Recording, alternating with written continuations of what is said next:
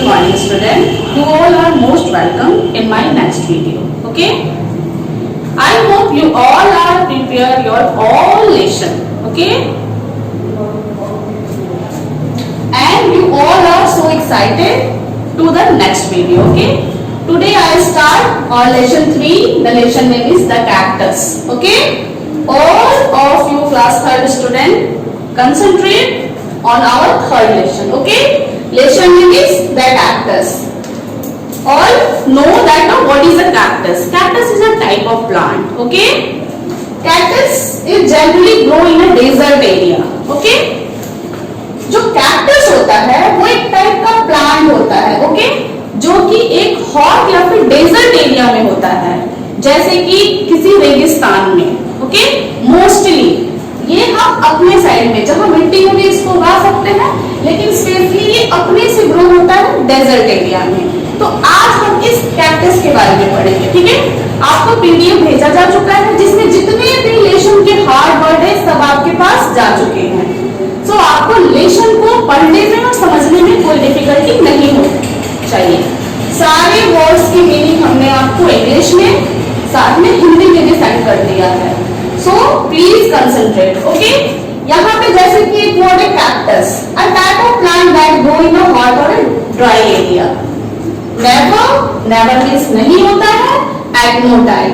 Tell, आपके book में दो वर्ड टेल दिए हुए, एक TELL.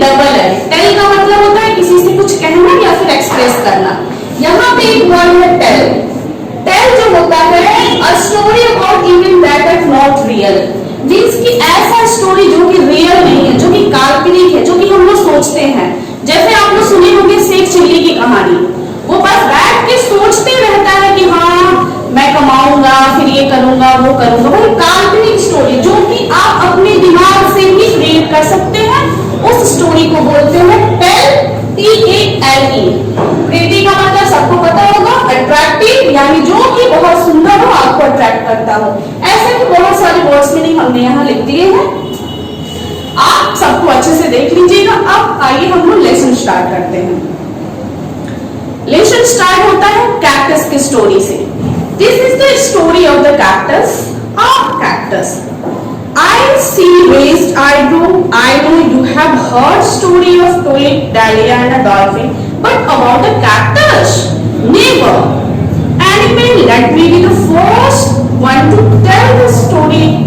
Tell of the cactus that grew in a beautiful garden located in a small kingdom named Remdim.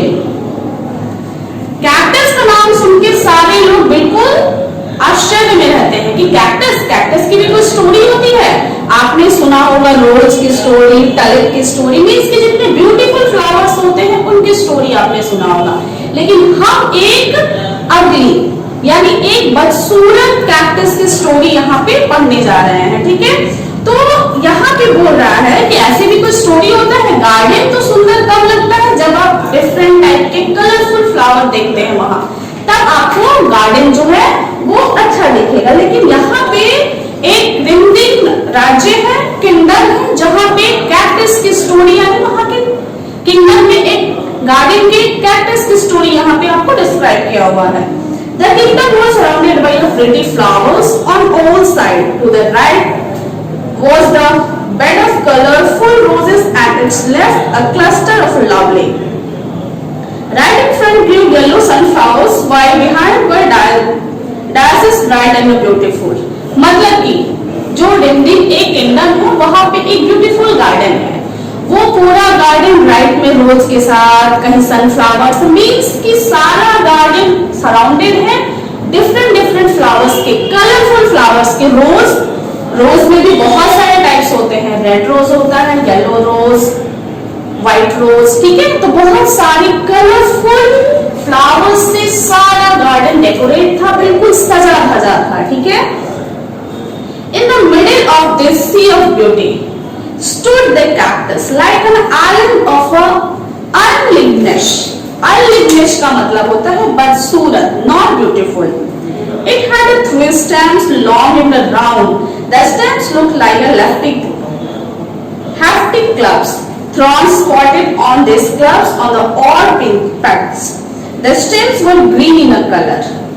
और उस पूरे ब्यूटीफुल सागर में, मीन्स कि वो गार्डन खूबसूरती का एक सागर था, उसके मिडिल में एक कैक्टस का प्लांट रहता है, ठीक है।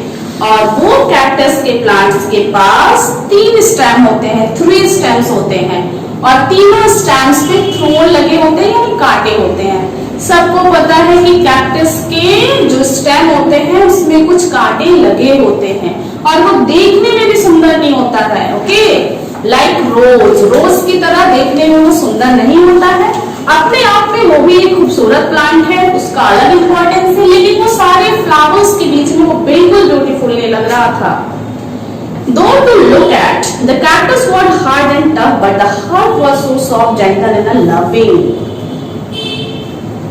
सबको पता है कैक्टस देखने में खूबसूरत है, वो हार्ड भी है, उसके पास कांटे भी है, लेकिन वो अंदर से बहुत ही सॉफ्ट है, लविंग है, वो सबकी केयर करने वाला है। The river rose the proud daily, और इसी फ्लावर्स के से भरे गार्डन में रोज था जो कि बहुत घमंडी था, डायलिया थे, सारे फ्लावर्स को उससे जलस होती थी। क्यों? क्योंकि सारे फ्लावर्स सुंदर थे, कोई रेड था, लेकिन वो बिल्कुल कलरलेस था, उसके पास कोई कलर नहीं था, वो खूबसूरत नहीं था। तो सारे फ्लावर्स को, गार्डन के सारे फ्लावर्स को ऐसा लगता था कि वो उनकी खूबसूरती को भंग कर रहा है, वो उनकी खूबसूरती को खत्म कर रहा है, इसलिए सारे फ्लावर्स उसको नहीं पसंद करते थे, वो चाहते थे कि वो यहाँ से चला जाए, वो क्यों हमारी खूबसूरती को खराब किए हुए है। I don't know why the gardener does not uproot the cactus. It looks so ugly. The rosewood said. और तभी रोज जो है अपने सारे फ्लावर्स फ्रेंड्स को बोलता है कि ये जो गार्डनर है, जो यहाँ का गार्डन का देखरेख करने वाला है, वो क्यों इस कैक्टस को यहाँ पे अप्रूट किया है, क्यों इसको लगाया है, मुझे तो आज तक ये बात समझ में नहीं आई।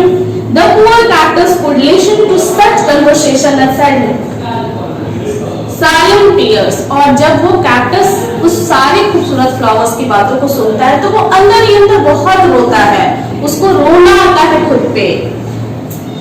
Once there was a several world in a rending, और उस किंगडम में एक बार चारों तरफ बिल्कुल सूखा पड़ गया, कहीं भी बारिश नहीं हुई, कहीं भी पानी नहीं था, सारी जगह पानी खत्म हो गया। There was no water anywhere. The rivers, the ponds and even the wells started drying, और वहां के तालाब, नदी, पोखरा सारे के सारे सूखने लगे। The poor gardener wandered for miles in the search of water and returned with a pot to which he gives to his flowers soon even that stopped। और वो जो गार्डनर था वो काफी दूर चल के 1 या 2 घड़ा पानी लाता था और वही उन सारे फ्लावर्स को देता था, जिससे वो फ्लावर्स ताजा रहते थे और खिलते थे। लेकिन वो भी बहुत जल्द ही बंद कर दिया, क्योंकि बहुत दूर जाके पर डे पानी लाना पॉसिबल नहीं है, और उतने सारे बड़े गार्डन में सारे फ्लावर्स को पानी देना भी पॉसिबल नहीं था। So the people of the kingdom start running away to other cities in the town। इसलिए वहां सूखा पड़ गया और उस राज्य के, उस किंगडम के सारे लोग उस किंगडम को छोड़ के दूसरे नगर में या दूसरे सिटीज में जाने लगे।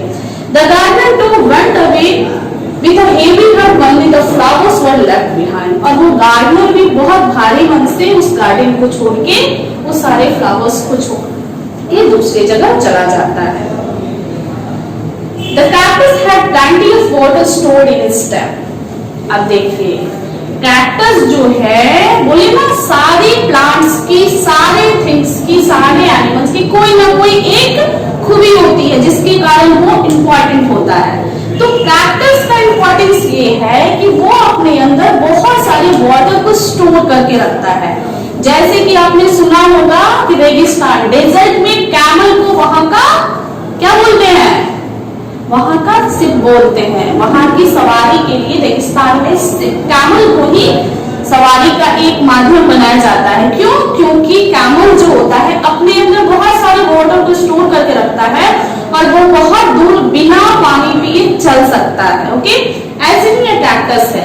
कैक्टस को जब वाटर देते हो तो वो बहुत सारे वाटर को अपने में एब्जॉर्ब करके रखता है। जब उसको जरूरत पड़ती है तो वो उसको लेके वो अपना फूड को प्रिपेयर करता है।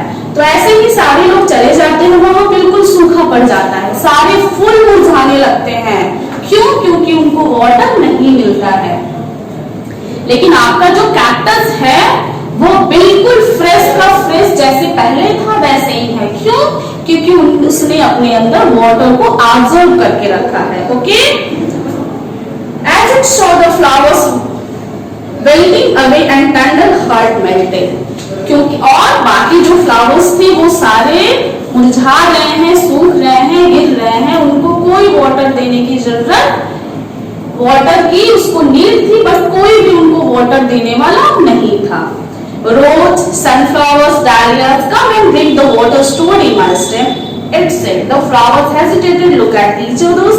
He could be accepted a favor from a creature they had always treated with nothing but contempt. सारे गार्डन के फ्लावर्स को कैक्टस ऑफर करता है, इनवाइट करता है कि please come and take water to me, मतलब कि आइए और मेरे से जब आपको नीड है तो वाटर लीजिए, वो सबको इनवाइट करता है। बट सारे फ्लावर्स हेजिटेट होते हैं। क्यों? क्योंकि कुछ टाइम पहले ही वो सारे उसको इग्नोर कर रहे थे, उसका मजाक उड़ा रहे थे, ठीक है। और अभी वो इतना सॉफ्ट नेचर का है, इतना काइंड है कि उतना उसको हेजिटेट, उतना उसको परेशान किए, उसके साथ अच्छा व्यवहार नहीं किए, फिर भी वो उनको ऑफर करता है कि please come and drink water, take water. Okay, तो सारे हेजिटेट होते हैं और सब बोलते हैं कि हमने तुम्हारे साथ कितना बुरा व्यवहार किया, फिर भी तुम हमें इनवाइट करते हो। सारे हेजिटेट होते हैं, उसके पास उससे वाटर लेना नहीं चाहते हैं।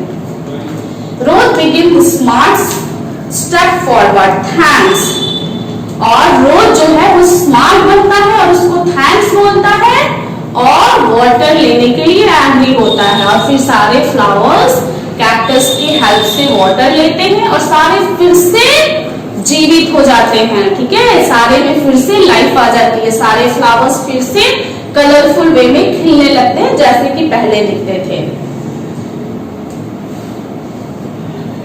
The gardener returned, his heart filled with gloom. He was sure all his lovely flowers would be dead and gone. But what he saw was a pleasant surprise. He was the flowers standing there in the breeze. His heart leapt with joy.